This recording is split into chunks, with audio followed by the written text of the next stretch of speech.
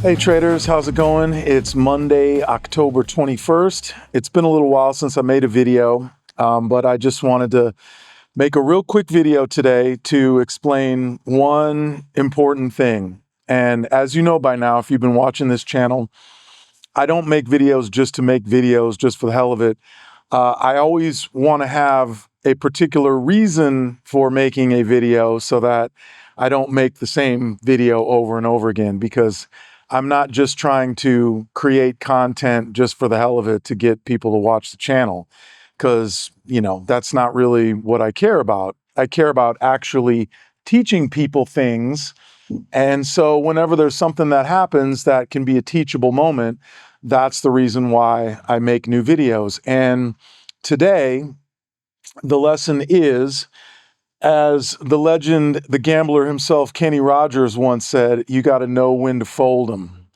And so if you were paying attention to the market today, you saw a very quick, immediate ramp up in price before a very precipitous fall about a half hour into the session. And so, I had a green day today. I got in and out within the first half hour, and that was trading small size too. I actually traded just 8 contracts total. And, it's just the thing that I keep saying all the time is you have to really pay attention to every single minute. You have to look at the candlesticks minute by minute and know when something is changing. And, you might say, well, how do I know when something's changing? Well, it's understanding the nature of the candlesticks and price action and the patterns that they create and the shapes that they form. All of that stuff is what will let you know whether you're doing the right thing or not. And so for me today, I got in fairly quickly. I'm going to do a quick screen share on this in a second and show you exactly what I saw that got me in. But I got in like within the first couple of minutes of the day today, which is something that I normally don't like to do. But because of what I saw today, I was comfortable getting in very quickly. And when I saw what looked like the top to me, right at about 9 o'clock, I got out because I'm anticipating a lot of volatility, definitely this week and next week up until the election, basically. I'm expecting tons of volatility, which volatility can be your friend, but it can also really work against you if you're not prepared. And so, today was one of those days where I traded it correctly and I made money. But if I had thought to myself, oh, great, we're skyrocketing, it's going to be to the moon all day long, I would have had a really rude awakening and lost all of the gains that I had achieved in the first half hour, like once the price dropped out on us. And so I'm just going to show you exactly what I saw that allowed me to get in when I did. And I'm going to show you what I saw that told me it was time to get out. So with SPY, I pretty much played it perfectly. I got out almost exactly at the right moment. With the triple Q, I could have milked that for about another 10 to 15 minutes, but I'm certainly not worried about that because I still made money. And I would rather give up 15 minutes worth of gains and have the comfort of knowing that I didn't fall prey to that huge dropout that happened just 15 minutes later. So, as they say, it's always better to be safe than sorry. So let's get into the screen share right now. I'm going to try to keep this quick. I don't want to make a huge video, but I'm going to explain exactly what I saw and why I traded things the way that I did. Okay, so here we are checking out the triple Q and the SPY. You see that we've got the Qs over here on the left. We've got the SPY on the right. This is today's 1 minute chart. And I'm going to put up my actual ins and outs today. And you can see that I opened up everything in literally the first minute, which, as I was just saying in the intro, is something that I don't usually like to do, but occasionally when I will see certain things that give me the confidence to do this, I will get in right away. I mean, there's rules and there's best practices, but you can't always be so beholden to your own rules that you never have the flexibility to change them up. Because, if I was inflexible and I said to myself, well, the rule is you always wait 10 minutes before you do anything, no matter what, then I would have lost out on a huge chunk of the gains that I made today. So, yes, best practices are a good thing. And there are certain rules that, as a general idea you should follow, but don't think that you can never break your rules no matter what. If you see certain things that really give you a ton of confidence that you can do a certain thing, then just take the leap and do those things that you see. It's like at the end of the day, you're always just playing the chart that you see right in front of your eyes. Okay, so the first thing, all of my contracts are within the first minute of the day, 8:30. Why is this? Okay, well, let's start over here on the Qs. Just 10 minutes before the open, we see that price actually crosses above the 200 EMA. And if you've watched this channel at all, or you've read my book, or you've seen my course, you'll know that for me, the 200 EMA is like the holy grail of indicators. I mean, I do so many things based on where the price is in relation to the 200 EMA. So first of all, we're crossing above the 200. And right here, we're just sort of straddling it. But then 5 minutes before the open, we come up, we plateau. Next thing, the 50 period EMA crosses above the 200 EMA. Whenever you see a crossover, for me, the 50 period crossing over or below the 200 EMA is a fairly big deal. And then the last piece of the puzzle, right here, this is the low of day from Friday. So we've got the daily high and low. This was the daily high on Friday. This was the daily low on Friday.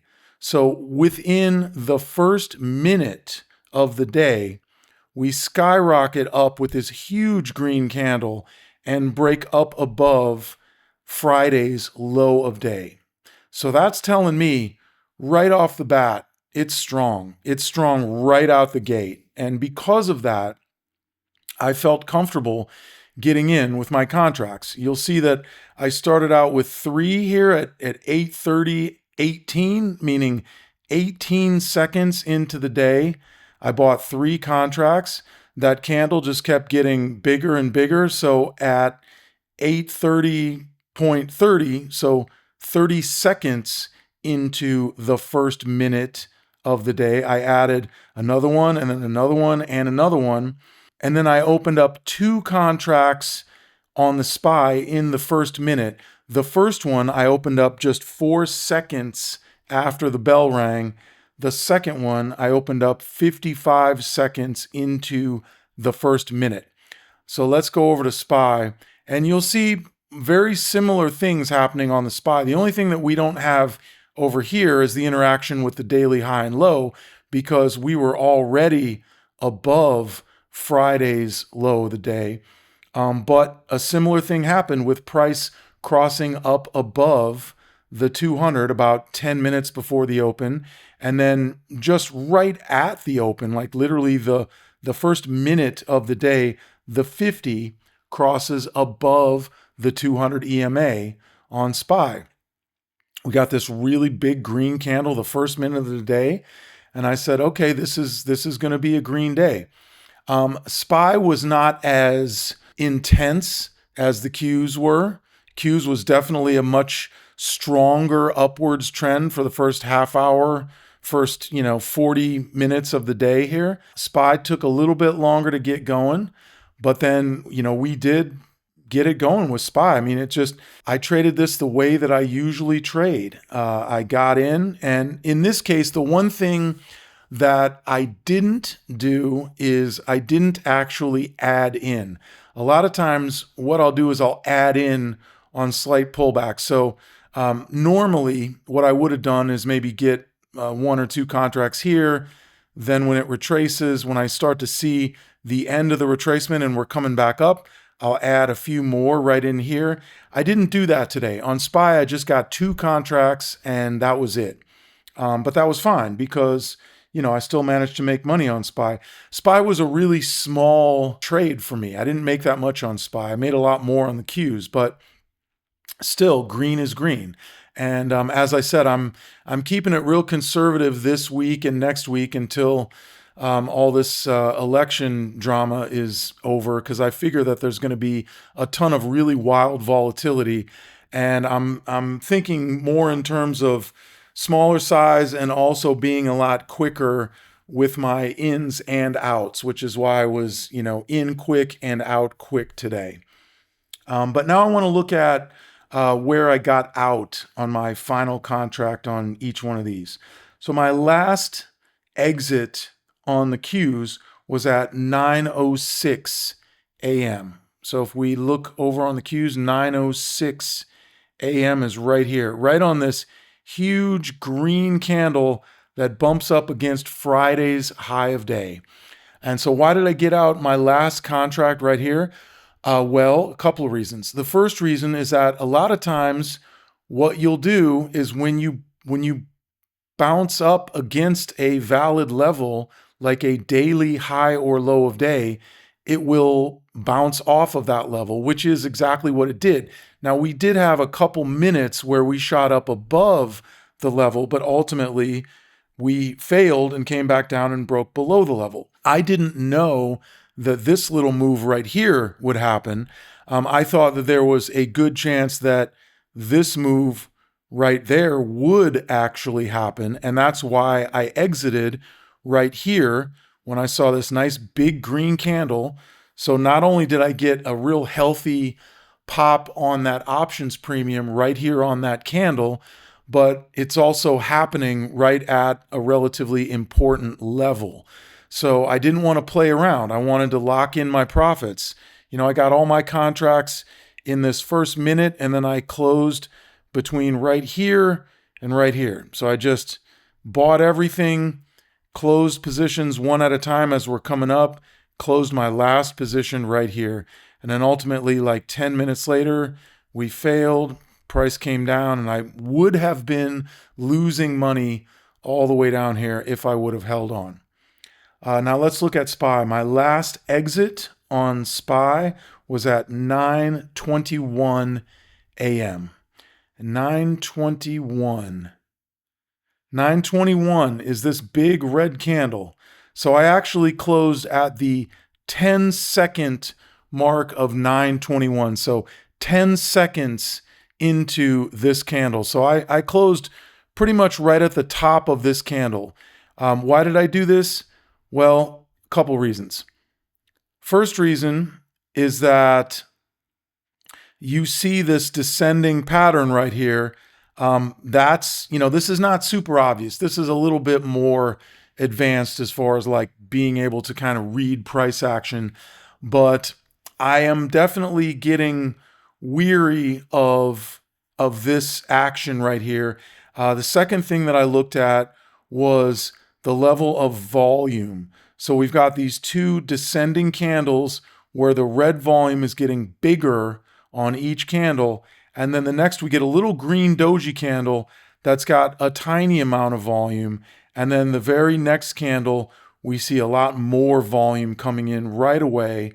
And then last but not least, I'm seeing both the change in this awesome oscillator from this green increasing pressure to changes to a red bar, and we're coming back down towards the zero line, meaning the trend has changed. And then I have confirmation with the fact that the MACD line is crossing below the signal line right here. So all of those things together made me say, it's time for me to exit with my last contract. So I exited right here. And as you can see, that was the perfect time to get out, because all we did was just fall for like the next, 15, 20 minutes really hard. And even though later on in the day, we came back a little bit and, we ended up higher slightly by the end of the day.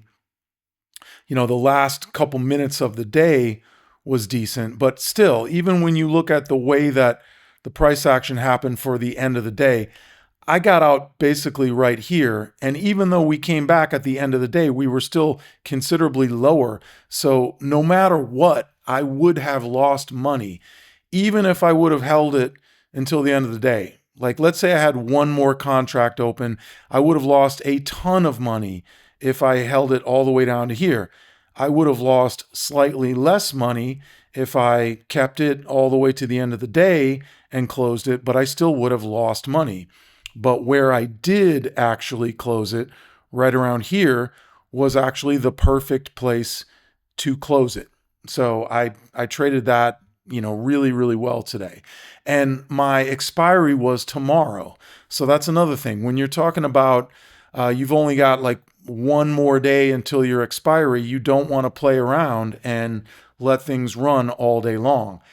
If I had had a Friday expiry, like if I had been playing any other stock like an Apple or a Meta or an Nvidia, and my expiry was this coming Friday, I might have felt a little bit more comfortable holding it and seeing what happened. But because my expiry was tomorrow, I definitely did not want to mess around and risk a reversal, which is ultimately what happened. So because I was able to read the candlesticks and read price action and combine my ability to read price action with what I saw on my indicators, I made the right decision. And that's, the difference between being consistently successful and being consistently unsuccessful. All right, we're back. I hope that little breakdown made sense for you. You just need to know what to look for. You're looking at the candlesticks, you're looking at the patterns they make, you're looking at the size of the bodies and the wicks. You're looking at the placement of where the candlesticks are in relation to important support or resistance levels. And you're looking at particular things that the indicators are doing. Like, did the MACD just do a crossover? Was there some other thing that you saw on a different indicator that gave you a signal? It's just putting together a lot of things. Like, successful trading is like cooking. You need to have just the right amount of elements. You need to leave the elements in just for the right amount of time. You need to have the right ingredient, the right combination.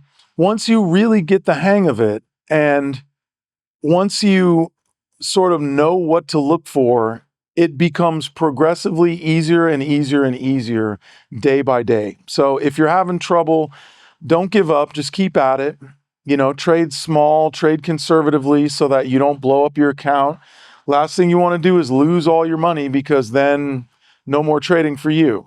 So make sure that you keep your position size in check, trade small. Even me, normally I trade a ton of contracts every day. This week, I'm trying to keep my position size real small. Next week, I'm going to keep my position size small. Once the election is over and we see what the outcome is on that, I'll probably get back to increasing my position size again. But we'll just have to wait and see what happens. But once again, to everybody that joined me for the live trading last Friday, thanks a lot. It was really fun. I wasn't sure exactly how successful it would be, but I think it was really successful to everybody. So that was great. And I'm definitely planning on doing more live trading in the future. So I hope that you will join me once again when I do this the next time. So until the next video, hope you're having a green week so far and keep the green streak going. So I'll talk to you soon. Bye-bye.